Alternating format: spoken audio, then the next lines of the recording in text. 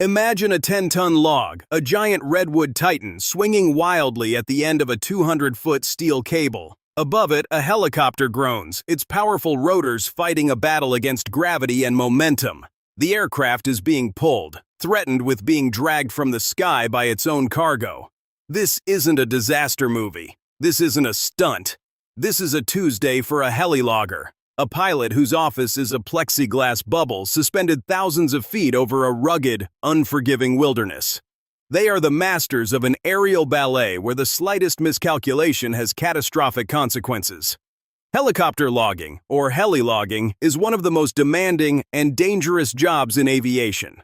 It's the art of selectively harvesting timber from steep, inaccessible mountainsides, places where building roads would scar the earth and cause massive environmental damage. This isn't just about brute force and heavy lifting. It's surgical precision on a grand scale. Pilots must pluck individual, massive trees from a dense forest canopy without disturbing the surrounding ecosystem. It's a high-stakes operation that protects fragile environments. But the pilot's greatest adversary isn't the weight on the line, it's the mountain itself. Mountain weather is a beast of its own, creating invisible traps called microclimates. A calm, sunny valley can hide violent, sudden downdrafts that can slam a helicopter towards the ground with terrifying force. The very air becomes a treacherous enemy. Swirling winds can whip off a ridge, grabbing the suspended log and turning it into an uncontrollable wrecking ball. The pilot isn't just flying a machine, they are constantly wrestling with an invisible giant. To survive, these pilots develop something beyond skill, something like a sixth sense. They don't just see the load dangling 200 feet below them, they feel it. Every tiny sway, every subtle shift of the 10-ton log sends a vibration traveling up the cable, through the hook, and into the very airframe of the helicopter. That vibration becomes a language, spoken through the cyclic stick in their hand. The colossal log becomes an extension of their own body. They anticipate its every move, correcting for a swing before it even begins, mastering the terrifying physics of a giant pendulum. And they fly machines built for this one brutal purpose. These are not your average helicopters. They are flying cranes, skeletal and powerful, stripped of everything non-essential. Aircraft like the K-Max, a bizarre-looking workhorse with two intermeshing rotors that spin into each other like a giant egg beater. This unique design eliminates the need for a tail rotor, directing all of the engine's power into pure, unadulterated lift. Then there is the legend, the Ericsson S-64 air crane. It's a flying skeleton with a cockpit that can face forwards or backwards, giving the pilot an unobstructed stomach-churning view straight down at the load. But the pilot isn't alone in this aerial dance. Down below, in the heart of the rotor wash, a different kind of courage is on display. This is the domain of the choker setters, the ground crew who perform a dangerous ballet directly beneath the thundering helicopter. They are the critical first link in this chain of steel and skill. Scrambling over treacherous terrain and massive felled trees, they work with lightning speed and intense focus. Their job is to wrap a heavy steel cable, called a choker, around a 10-ton log, then dash in to attach it to the hook dangling from the 200-foot line. It's a job built on pure trust in their own footing, and absolute faith in the pilot hovering a multi-million-dollar machine just overhead. Now, imagine the moment. The choker is set, the pilot gets the signal and gently eases up on the controls. The long line goes taut. The massive log begins to lift, clearing the ground. It's a perfect pickup. But then, something goes terribly wrong. A violent, bone-jarring jolt shudders through the entire aircraft, a shockwave that travels from the hook up the cable and straight into the pilot's seat. This isn't a pendulum swing. This is a dead stop. The upward momentum is instantly arrested. The log hasn't lifted cleanly, caught fast on a hidden stump, a jagged rock, or the powerful limb of another tree. The helicopter, once a master of the air, is now physically anchored to the unforgiving mountainside. The clock has started. Every dial in the cockpit screams a warning. The engines strain, the blades bite at the air, but the aircraft is fighting an impossible battle. The physics of this disaster are terrifyingly simple. The helicopter is generating thousands of pounds of upward force, a testament to its incredible power. But the snagged cable is now pulling it down with the immovable force of the Earth itself. The aircraft has become the rope in a cosmic tug-of-war between machine and mountain. This creates immense structural strain on every single bolt, gear, and blade. The airframe groans under a load it was never designed to handle. The helicopter is no longer a free-flying vehicle. It's a tethered object, trapped by its own power. The snag has transformed a tool of precision into a weapon of its own destruction, threatening to pull the aircraft out of the sky and into an unrecoverable dive or a catastrophic structural failure. The pilot has less than 3 seconds to solve this problem. 3 seconds before the immense torque rips the transmission apart. 3 seconds before the downward pull overwhelms the rotor's lift, causing a fatal stall.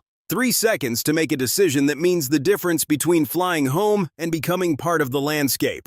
In this moment of pure crisis, years of training and instinct take over. The mind silences the noise, the fear, and the chaos. There is only one immediate, correct action. One solution drilled into every long-line pilot's soul: release the load. On their control stick is a small red button, the emergency cargo hook release. One press, and the 10-ton problem, the cable, the hook, it all falls away, freeing the helicopter in an instant. The pilot has less than 3 seconds. 3 seconds before the violent pendulum of that 10-ton log becomes an unrecoverable death spiral. Every instinct, every hour of training screams one simple, brutal command: release the load. In the cockpit is the emergency cargo hook release. It's a switch, a single button that can instantly jettison the entire payload. It's the ultimate failsafe, the last resort that severs the connection between the helicopter and the disaster pulling it from the sky. To hit it is to choose life. But for a master pilot, there might be another way. Instead of punching the release, the expert attempts an almost unthinkable maneuver. They don't fight the pull, they momentarily give in to it. For a fraction of a second, the pilot subtly decreases power, allowing a tiny bit of slack to form in the 200-foot cable. In that same instant, they apply a precise cyclic input, a slight nudge of the controls, and then pour the power back on. The cable snaps taut, not as a dead weight, but with a calculated flick. It's an act of pure finesse, designed to whip the snagged end of the log free from the obstacle below. If the maneuver works, the log swings free. The helicopter, suddenly unburdened by the snag, lurches upward, its engine roaring with relief. The pilot's heart pounds against their ribs, but the mission continues. The valuable timber is saved, and a potential catastrophe has been averted by pure skill. But if it fails, or if time runs out, the choice is made for them. They have to hit the release. The pilot is safe, but below, a 10-ton log crashes through the forest canopy, a testament to the unforgiving physics of this job. So why take such a risk? Because this extreme job serves a vital purpose. Heli-logging is a cornerstone of sustainable forestry, a method that allows for selective harvesting in the world's most inaccessible and ecologically sensitive areas. These pilots and their ground crews make it possible to gather timber without building destructive roads or clear-cutting vast swaths of forest. They are surgical guardians of the wilderness, using precision and courage to protect fragile ecosystems from unnecessary scars. In the end, the heli-loggers' world is a constant negotiation with forces we can't see. Wind, gravity, momentum. They are masters of an invisible realm, taming a colossal pendulum that would terrify anyone else. They have transformed a wildly chaotic force into a tool of precision construction and conservation. They don't just fly helicopters, they conduct an orchestra of physics, performing a dangerous, beautiful ballet in the sky. The moment of truth. 3 seconds before the 10-ton log, snagged 200 feet below, becomes an unmovable anchor. 3 seconds before the pendulum's relentless pull drags the helicopter from the sky. There is no room for error, no time for doubt. Every alarm in the pilot's mind is screaming. The aircraft shudders, fighting against a force it was never designed to beat. This isn't just flying, it's a high-stakes physics problem with a time limit, and the only calculator is pure instinct, honed by thousands of hours of heart-pounding experience. But a master pilot doesn't panic. The first instinct might be to pull up, to fight the snag with the engine's raw power, but that's a rookie mistake. That just tightens the knot. Instead, the expert does the unthinkable. They relax the tension. With a subtle, almost gentle dip of the controls, the pilot nudges the helicopter forward, putting a momentary slack in the cable. For a fraction of a second, the 200-foot line goes limp. The hope is that the log, freed from the upward pull, will shift its weight and slip free from the tree that has grabbed it. It's a move of pure finesse, a whisper against a hurricane. If that works, the release is violent. The helicopter surges upward, suddenly freed from its 10-ton burden. The pilot's body is slammed into the seat, but they are in control. The log is now swinging freely beneath them, and the danger has passed.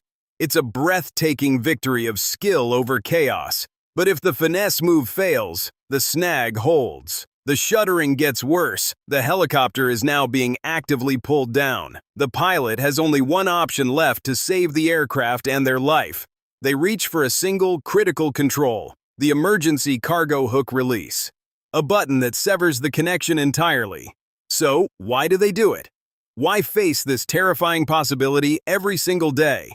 Because heli-logging, for all its peril, is a form of surgical precision. In mountains too steep and fragile for roads, these pilots can selectively harvest timber with minimal impact on the forest floor, preserving the wilderness.